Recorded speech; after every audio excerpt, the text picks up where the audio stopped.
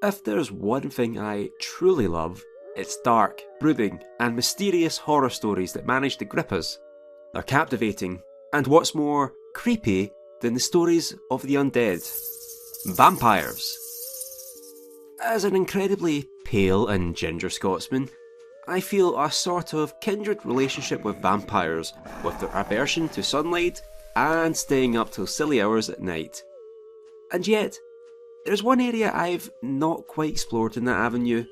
One of the most truly well-known vampire novels of all time. And no, I ain't referring to Twilight. I'm referring to Bram Stoker's 1897 novel, Dracula. Stoker's novel is one of the most prominent pieces of fiction, propelling Dracula to being one of the most iconic vampires of all time, and certainly left its mark on the world. It hit such a mark that many pieces of media focused on the vampiric novel. Multiple movies, musicals, television shows, anime, heck, there even was pornos dedicated to the character.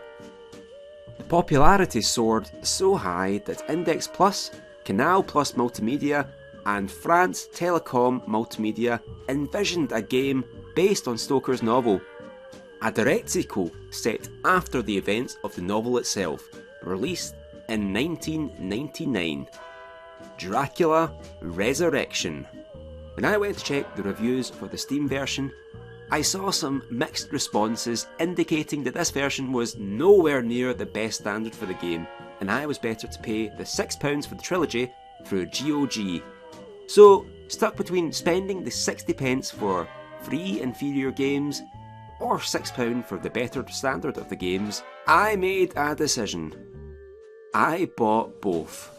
I did make the decision to play the GOG version first, seeing that as the better way to play the game, and didn't want the inferior versions to mar my opinion on the video game itself. So I'll be covering both versions of the game. So what exactly was so different about these versions? Well, the GOG version is the original base game as it was released in 1999. There are no edits. This was the way that the developers originally intended players to experience the game. But in 2011, the games were ported over to iOS in an episodic fashion before the full mobile port of the game was released on Steam in 2014. And there are some staggering differences, one of which being when you start the game. The GOG version begins at the end of the original novel, with Jonathan Harker and Quincy Morris ambushing Dracula. In the scuffle, Quincy dies, but Jonathan's wife, Mina, who had been bitten and drank the blood of Dracula, is freed from Dracula's control, and Jonathan and his wife return back to England. The Steam version, however, completely removes this part for whatever reason, and instead starts from the next scene, where the game continues 7 years after the events of the book, with Mina mysteriously leaving, with only a note left behind, explaining she felt drawn back to Transylvania. She believes that Dracula has returned, although it's never actually expressed how exactly he has come back. He just merely shows up again. It's kinda like how Palpatine randomly returned for the 9th Star Wars movie, except this time Dracula's return wasn't announced by Fortnite, although at this stage I wouldn't even put it past them. Drawn back to the castle, Mina's note urges Jonathan to not follow her, although this would probably have been made all the better if she hadn't actually told him where she was actually going. Instead, Jonathan makes the journey back to Transylvania at the Borgo Pass, stopping at a nearby inn where the game begins. Dracula Resurrection is your typical graphic adventure game presented in style very similar to fellow games in the genre such as Myst and Zork, with panoramic screens that allow the player to look around in 360 degrees and interact with items in the environment. For example, the player can click on an item to automatically interact with it or pick it up.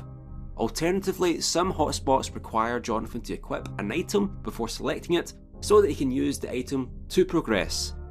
However, straight off the bat, there are already some noticeable differences between the two versions.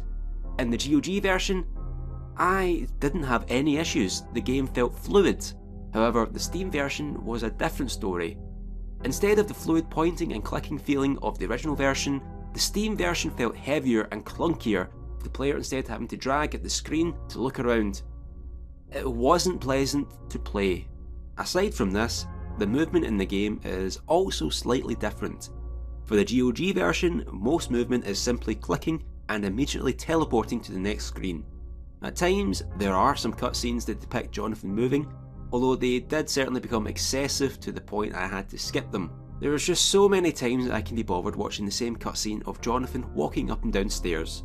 And to the Steam version's credit, it actually did remove those excessive cutscenes, but at the same time included a new transition effect where the screen zooms in, and it admittedly looks like the kind of transition an amateur YouTube content creator would use. There are also several characters that Jonathan interacts with a few being characters that the player can converse with, and which provide their own cutscenes.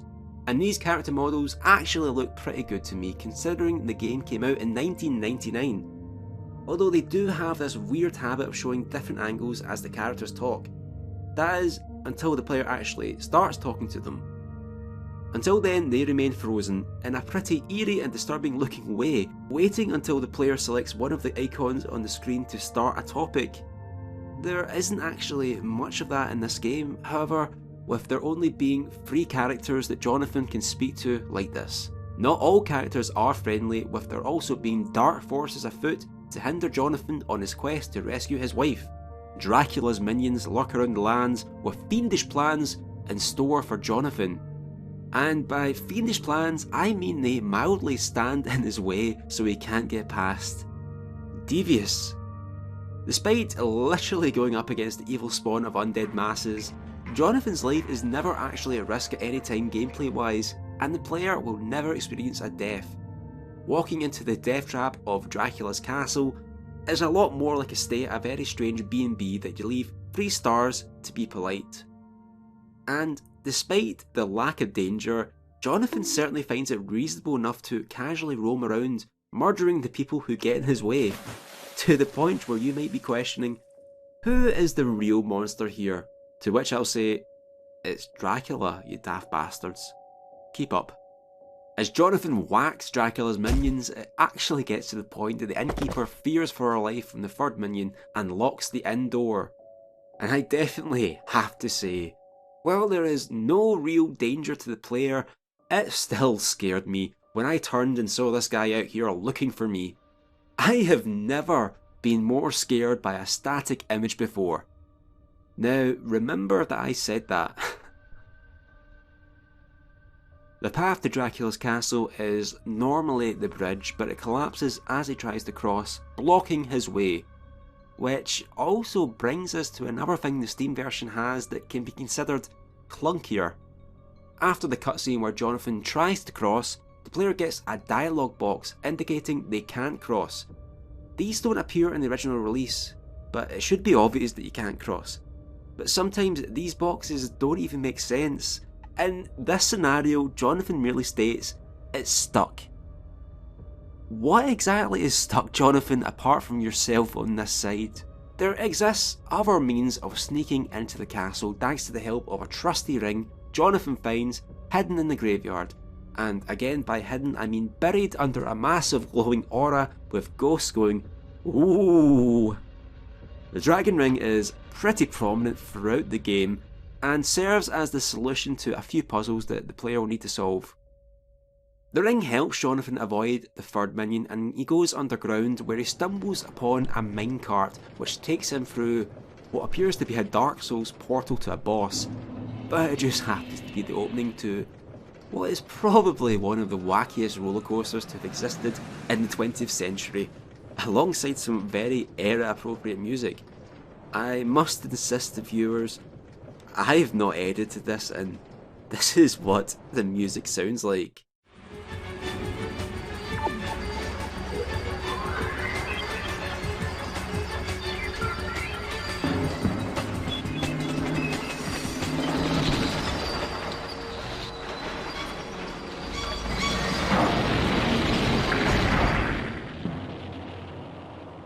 After causing an explosion that somehow doesn't incinerate Jonathan and everything within a 5-mile radius, Jonathan manages to board a pulley system boat, taking him to Dracula's castle.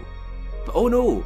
Dracula's minions are all watching from afar, apparently unharmed from Jonathan's Looney Tunes-esque approach to them. In fact, they're joined by the big bad honcho himself, Dracula, who muses that this is all an elaborate plan set for Jonathan, where he wanted Jonathan to bring the ring to him, while also planning to kill him. However, he does mention that while Jonathan will die, he cannot afford to waste time and play with his prey. So what does he do? He proceeds to leave and do exactly what he said he wouldn't do. Play with his prey, and he never appears again in-game. Ta-da! Dracula's castle is the endgame of Resurrection, where plenty of puzzles await Jonathan, as well as no friendly faces, unless you count her. I personally don't. She's just standing there, menacingly. This is Dorco, and yes, that is indeed her name. A silly name, but at the same time, entirely appropriate for some weird, creepy old woman who stands in a dark corner all day. Dorco was locked away by Dracula and is unable to enter the castle, requesting that Jonathan instead enters and locates an amulet in exchange for helping him find his missing wife. And she is entirely trustworthy and certainly won't betray us. The extensive use of fisheye lens basically confirms that. But how on earth do we get into the castle itself where the front door is locked? Oh, sweet Jesus! Don't do that! Dracula's castle is where the Steam version of the game really shows its utter stinkiness, especially when compared to the original GOG version. For one thing, the game makes a lot of the progression less linear, by forcing some things to be locked and limiting the player's exploration. So for example, the library door is locked in the Steam versions, but this was not the case in the GOG version, and for some reason it randomly unlocks later for absolutely no reason. Another example is this puzzle, where Jonathan inserts a sword to unlock a wall. For some reason, while in the original version of the game I could easily remove this sword after using it to use later, they limit it, so I can't even do this, even though I know I'll need it later on. Jonathan, I feel I shouldn't need to explain that when you're wandering the abode of an undead nightmare like Dracula, you really want to have a sword with you. Speaking of puzzles though, perhaps one of the strangest parts of the Steam port are the puzzles themselves in Dracula's castle. Or really, the lack of them. There are no different puzzles and they're all still here in a sense, but for some reason the Steam port automatically solves these puzzles for you. Now I'll be perfectly candid, I don't really get the puzzles myself. One of which is a star chart where the solution is to place the dragon ring on 2 spots, but I didn't really know what the method was, just that I could get coordinates out of them. The other is a hardcore game of Quordle, where the player needs to put in balls in the correct order. But the awkward thing about the Steam version is that it actually omits the puzzle element of these, well, puzzles, making them kind of redundant. For the star chart, it automatically puts the dragon ring in the right spot, giving you the coordinates. But even then, it's not exactly important, as when you go to put in the coordinates, they're already input for you. And for the little Scrabble game, the Steam version ultimately places each of the circles in the right order for the player, circumventing any confusion. What does the game think, that I'm an idiot? Well, I mean, yes, but anyway, eventually Jonathan enters the crypt, but is cornered by 3 of Dracula's brides, whom I've had to censor because I am not paying the ultimate price for ogling goth titties. Not again. However, after pulling a conveniently placed nearby lever, Jonathan scares the brides into breakdancing away in an absolutely unnecessary fashion. Once the amulet is retrieved, we go under the stairs, only to stumble across Dorco, who demands the amulet. Now, here's where the main offence of the Steam version pans out. To begin with, I'm going to show you how the Steam version portrays events. Now, give me the amulet. I won't give it to you until you've told me where Mina is. Don't tell me you have already forgotten how I helped you. Is this all the thanks I get? Thanks for what?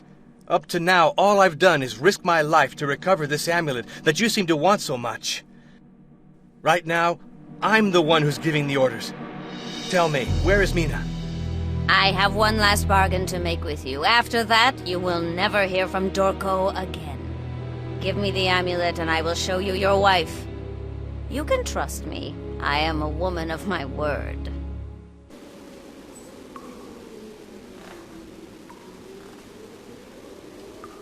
You might be wondering if I hit the skip button, but I promise you I didn't. The Steam version of the game automatically cuts out at this point, and the looking around you see me do here is genuine confusion. Dorko just disappears and Mina is lying there. Of course, as I played the GOG version, I knew that in the end Dorko betrays Jonathan by locking him away with Mina in the attic to curry favour with Dracula, hoping she'll be able to rule by his side by presenting his enemy to him. But fortunately, it just so happens that Dracula was conveniently BFFs with Leonardo da Vinci and just so happens to have a make of his ornithopter in the attic, allowing both Jonathan and Mina to make a daring escape, narrowly avoiding the brides of Dracula once more. As the two fly away into the sunset, Jonathan laments that despite escaping, Mina will always be in danger due to Dracula's presence, and states that he will need to take on Dracula head on, implying a sequel.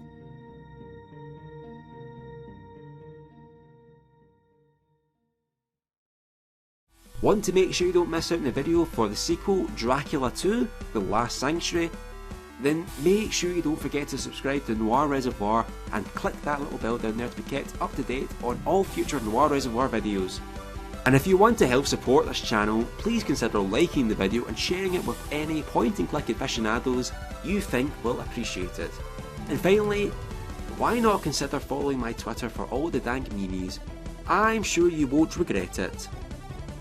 Probably. So until next time my friends, I'll catch you later.